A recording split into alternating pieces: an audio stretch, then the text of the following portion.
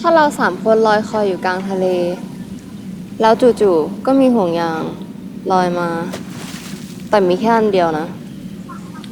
ฉันให้แก2 คนถ้าเราจะทั้ง3 คนสุดท้ายแล้วคงไม่มีใครรอด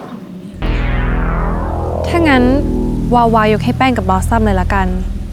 เพราะว่าวาวาสามารถโทรได้ที่บ้านส่งฮอมารับได้เผื่อว่าเธอ2 คนอยากไปด้วยแล้วตอนแกลอยคออยู่อ่ะโทรศัพท์ไม่เปียกอะวะแต่ฉันไม่ต้องการหรอกเพราะฉันว่ายน้ำแข็งแล้วก็แมนพอ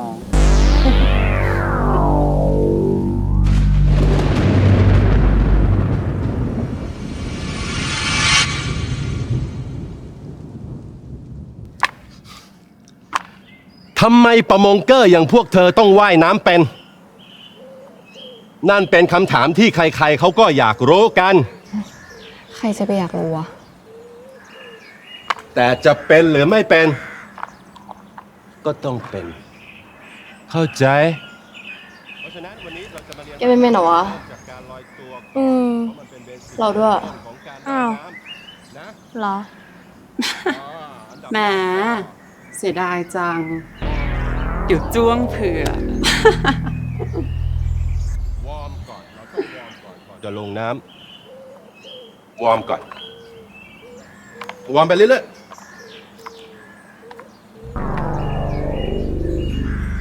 วอร์มกันวอร์มกันวอร์มกันวอร์มกันเนาะอ๋อเฮลมีคนจมน้ำไหนว่าเป็นแชมป์ว่ายน้ำไง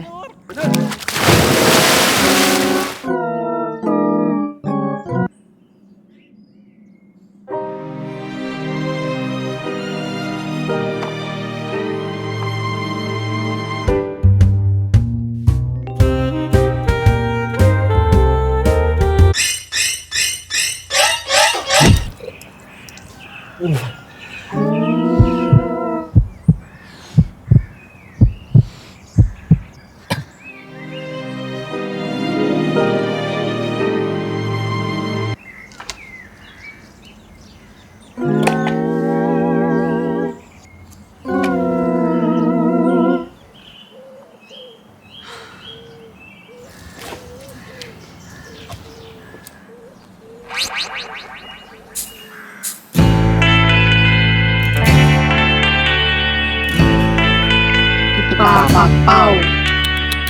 ไม่เอาไม่ขึ้นอีกไม่สุภาพค่ะลูก Ever Since Odor Perfume